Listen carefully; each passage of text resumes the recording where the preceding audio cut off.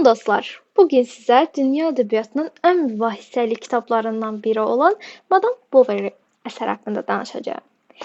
Öncəliklə Madame Bovary əsəri deyəndə ağla ilk gələn baş obrazlardan biri Emma olur və Emmanın xəyanəti və onun faciəvi sonluğu gəlir. Ancaq mən bu aspektlərdə, yəni bu yanaşmalardan daha çox bəzi nüanslara diqqət yetirmişəm və o nüansları sizlərlə bölüşəcəyəm. Öncəliklə kitabı oxuyanlar Emmanı günahkar sayırlar və mən də onu günahkar sayanlardan biri idim. Ta ki əsəri çox gözəl bir şəkildə özüm ətraflı analiz edənə qədər ki, Emma tam günahkardırmı, yoxsa Emmanı bu vəziyyətə salan cəmiyyətin rolu da varmı? Hər nəysə, indi bu aspektlərə toxunaraq əsəri geniş şəkildə sizinlə müzakirə etmiş olacağam əslində. Başlayaq. Mən burada öncəliklə obrazlara toxunmaq istəyirəm. Burada hansı obrazları görürük, onların vəzifəsi nədir? Bunlara toxunaraq sizə əsərin ətraflı danışmış kimi olacağam, amma spoilersız narahat olmayın. Deməli, Emma haqqında məlumat verim. Emma kim idi? Emma balaca kənd qızı idi. Romantik romanlar oxuyub böyük eşqlərin xəyalını qurur. Amma həyat onu tamamilə fərqli bir yola salır. Sadə, maraqsız bir evlilik, monoton bir darıxdırıcı bir həyat tərzi ona bəxş edir. Buradan elə bəlli olur ki, onu günahlandırmaq olarmı? Yəni onun istədiyi tamamilə fərqli bir həyat idi, amma yaşadığı tamamilə fərqli bir həyatdır. Yəni həyatdan çox şey istəyən bir obraz kimi görürəm mən Emmanı və əslində çox şey istəyib də heç bir şey etməyən obrazdır. Ona görə biraz öz günahı da var. Amma dediyim kimi cəmiyyətin də rolu olduğunu düşünürəm. Deməli, ilk baxışda Emmanı biz egoist, özünü bəyənmiş və nə istədiyini bilməyən bir obraz kimi görə bilərik. Ancaq əslində o sadəcə sevmək və sevilmək istəyirdi və özü də elə romanlardakı kimi böyük, necə deyim, ehtiraslı bir sevgi ilə. Ancaq həyatda hər şey romanlardakı kimi olmur, düzdürmü? Yəni bu ətrafımızda da əslində görürük. Bəzən kitab oxuyanda kitabdakı obrazlara aşiq oluruq və həyatımızda da obrazların olmasını istəyirik. Ancaq unutmayaq ki, bizim həyatımız tamamilə fərqli bir romandır və bu romanı özümüz yazırıq. Bura istədiyimiz xarakteri əlavə edə bilərik, amma edə bilmirsə də, yəni başqa bir kitabla müqayisə edib öz həyatımızı bərbadlaşdırmaq düzgün deyil deyə düşünürəm. Yəni faciə bir sonluqla bitir. Hər gün depressiyada olursan, niyə mənim həyatım belə deyil, niyə mənim həyatım kitablardakı kimi deyil? Normaldır, sən öz kitabını yazırsan. Emma isə öz kitabını yazmaq istəmirdi. Kitabdakı sevdiyi xarakterləri görmək istəyirdi, kitabdakı kimi obrazları görmək istəyirdi. Düşünürəm ki, normal olaraq Emma xəyalla deyim, reallıq arasında itib batmış bir obraz idi. Bu cümləni yazmışam burada. Deməli, Emmanın burada öncəliklə Rodolfa aşiq olduğunu görürük. Aşiq olmaq deməyək də belə vurulmaq da, yəni ilk baxışda belə wow, gözəl bir obrazdır. Rodolf da elə bir obrazdır ki, nəysə ona sonra toxunacağam. Rodolfa niyə aşiq olur, niyə vurulur? Çünki Rodolf onun arzuladığı bir tipajdaydı. Kitablardakı kimi centilmen deyək, onun istədiyi bir obraz idi. Amma sonra Rodolfdan sonra Leonla tanış olur.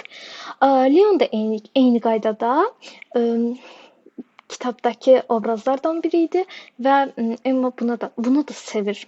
Amma bunu daha çox sevgi deməzdim buna da. Dediyim kimi həyatında görmək istəyib sevilmənin dadını yaşayırdı. Yəni deyəcəksiniz ki, bəs onun yoldaşı onu sevmirdi. Düşünürəm ki, yoldaşı onu sevirdi. Ancaq yoldaşı dediyim kimi kitab xarakterlərindən biri olmadığı üçün, onu o vəziyyətdə görmədiyi üçün əfsuslar olsun ki, bəli, qarşılıqsız sevgi idi. Burada yəni Leon əslində görürük ki, həqiqi sevgi verən birisi olaraq çıxış edir. Lakin onu da cəmiyyət tərəfindən dürtülər olur ki, axırda o Emmadan ayrılmaq məcburiyyətində qalır, Emma ilə əlaqəsini kəsir. Yəni Emma xoşbəxt ola bilmir. Çünki onun qurduğu xəyalların yəni əsası yox idi. Nə istədiyini bilməyən bir obraz idi. Bu gün bunu düşünən sabah fərqli bir şey düşünürdü. Öz-özündə qurur onu yaşayır. Toksik bir ilişkiyə girən qadın deyərdim. Yəni toksik ilişkini sevən, amma sabahsı da o ilişkidən bezən bir insan. Yəni deyərdim monoton həyatı sevməyən birisi idi. Yəni ən acınacaqlısı da o idi ki, xoşbəxtlik üçün çalışarkən özünü daha dərin uçuruma salırdı. Dediyim kimi, xəyalla reallıq arasında itib batan bir obraz kimi mən onu təsəvvür edirəm. Çünki o xəyalla reallıq arasındakı incə çizgini görməyən bir obraz idi. Daha sonra burada Emma'nın həyat yoldaşı olan Charles'a toxunacağam. Charles haqqında sizə məlumat verim. Çoxları, yəni oxuyanların çoxları deyə bilərəm ki, Charles mükəmməl ər olduğunu, sadəcə Emma'nın onu dəyərləndirmədiyini düşünür. Dediyim kimi ilk başda mən də elə düşünmüşdüm. Ancaq gəlin biraz dərinə enək, görək əsas məsələ nədir? Öncəliklə Charles saf, yaxşı, amma zəif insandır. Necə zəif insandır? O da nə istədiyini bilməyən bir insandır. Monoton həyatı üstünlük tutub onun kimi yaşayan. Yəni düşünürəm ki, burada əslində heç bir obrazda günah yoxdur. Nə Charles'da günah yoxdur, nə Emma'da günah yoxdur. Charles fərqli bir həyat istəyən bir obrazdır, Emma isə fərqli bir həyat istəyən obrazdır. Yəni qısacası Charles haqqında belə danışa bilərik ki, Emmanı çox sevir, amma onu tanımır. Ona nə lazım olduğunu, ona lazım olan hissi verə bilmir və Emma bundan təbii ki, narazıdır. Yəni Charles'a görə belə deyim, sırf yaxşı ər olmaq, evə çörək gətirmək və sədaqətli qalmaq evliliyi xoşbəxt edəcək deyə düşünən bir obrazdır. Bəli, bu cümləni mən kitabı ümumi bitirəndən sonra qurdum və bunu Instagramda paylaşdım. Qınanılacaq bir şey görmürəm, çünki əsər oxuyanda həqiqətən sonda Charles'ı necə təsvir edəcəyimi düşünürdüm və bu cümlə düşündüm ki, okey. Amma Emma bütün ruhu ilə sevilmək və diqqət görmək istəyirdi. Yəni Charles o diqqəti verə bilmirdi. Düşünürəm ki, yenə burada günahkar iki ruhun bir-birini tanımamasıdır. Bədənlər tanış ola bilər, normal. Amma ruh əgər bir-birləri tanış olmursa, o münasibət deyil deyə düşünürəm. Yəni Charles biraz fərqli olsaydı deyə düşünürəm, amma Emma da fərqli olsaydı, əslində bir-birinə uyğun deyillərdi bir-birlərinə. Charles monoton həyatı sevən birisi, Emma isə fərqlilik sevən birisi idi. Qısaca belə deyək.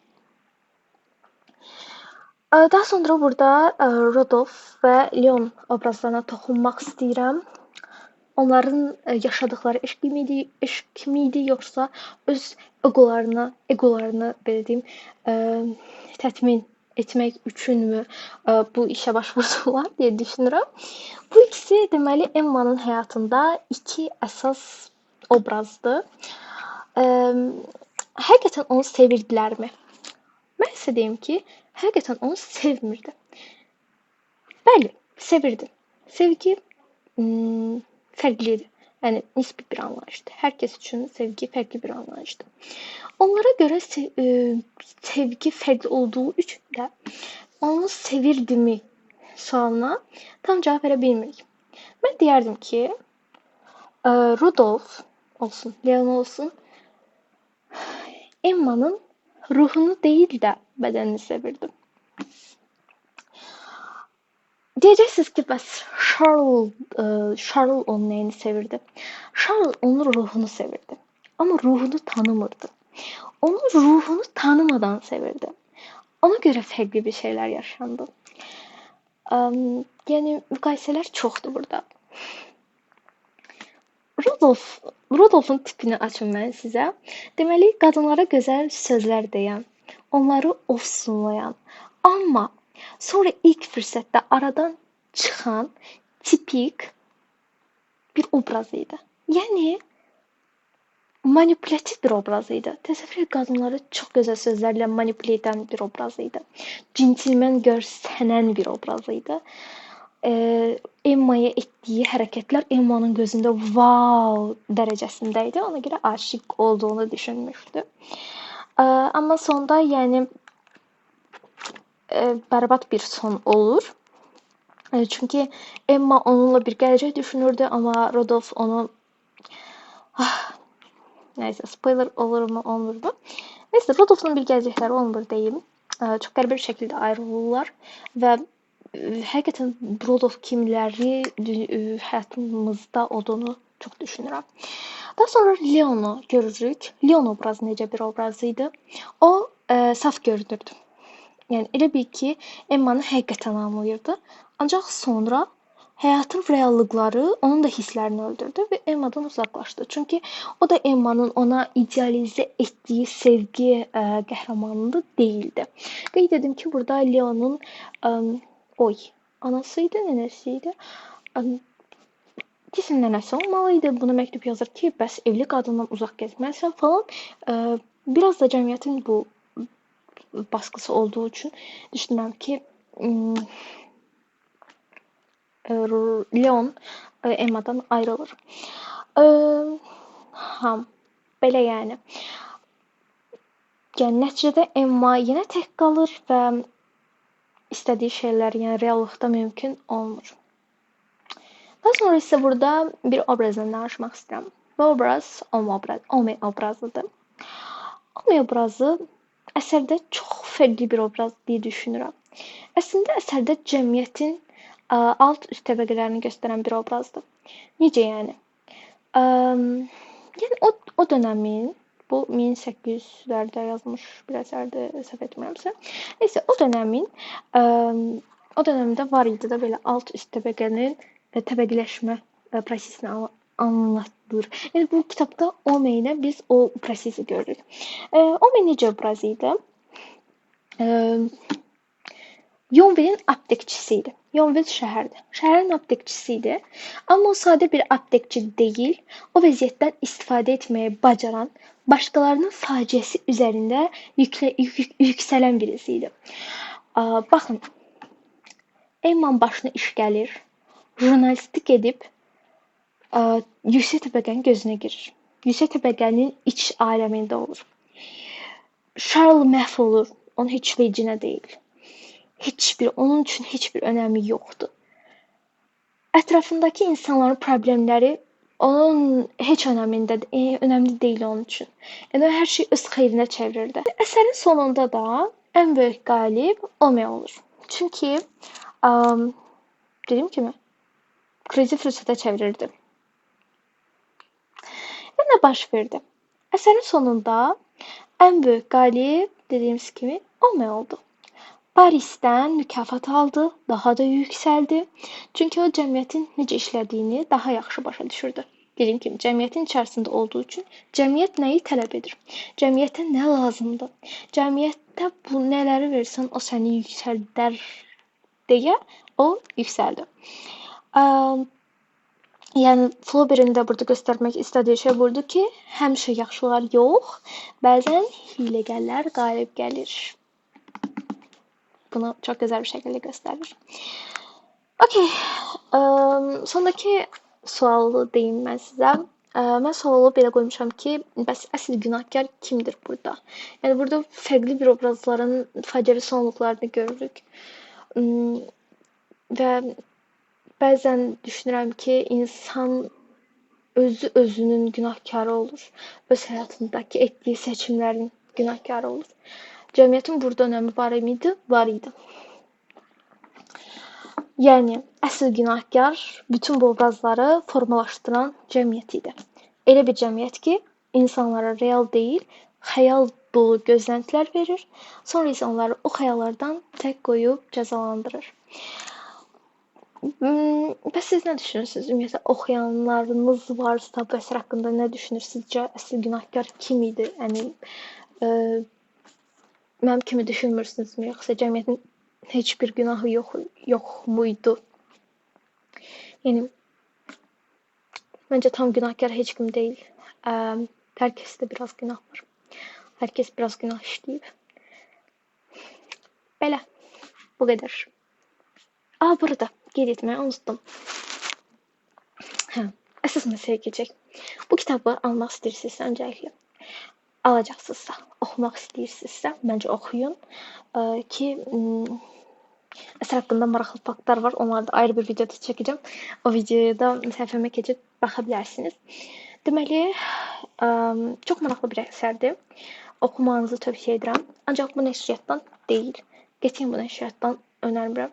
Çünki mən bu nəşriyyatı belə oxumuşdum, baxın. Getmirdi, həqiqətən getmirdi, ürəyim sıxılırdı artıq.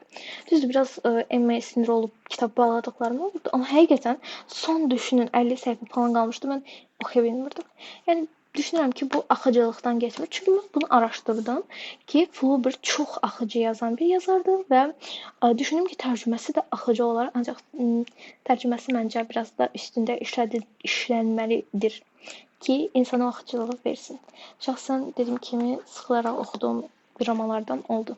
Amma yaxşı ki də oxudum. Bu arada dilənçi obrazına toxunmadım. Bu obrazda da toxunum çox önəmli bir obrazlardandır. Bunu Emma'nın son sözlərində görürük. Emma son sözlərində dilənçini xatırlayır, dilənçinin üzü gəlir və deyərdim ki, ən günahsız bir obrazlardan biri də dilənçi idi. Hansı ki, dilənçi heç bir ikiyüzlülük, riyakarlıq etməyən, bütün insanların çirkliklərini üzündə daşıyan, amma deyərdim ki, qəlbi təmiz olan obrazlardan biridir. Dilənçi mənim ən favori obrazlarımdan oldu. Amma dediyim kimi, dilənçini çox az görürük. İki yerdə görürük. Bir Emma'ya nəğmə oxuyur, bir də Emma'nın son səhnəsində gözünün önünə gəlir və dilənçi deyə qışqırıb, neyse, qışqırır. Bu şəkildə dediyim kimi, bu nəşriyyatdan almırsınız qətiyyən. Yəni ala bilərsiniz, amma dediyim kimi boşa zaman, yəni ürəyiniz sıxılacaq kitabı yarım buraxacağınızı düşünürəm. Ona görə ya türkcə oxumanızı önərirəm, türkcə oxuya bilmirsinizsə, fərqli bir nəşriyyatdan almanızı tövsiyə edirəm. Hələlik.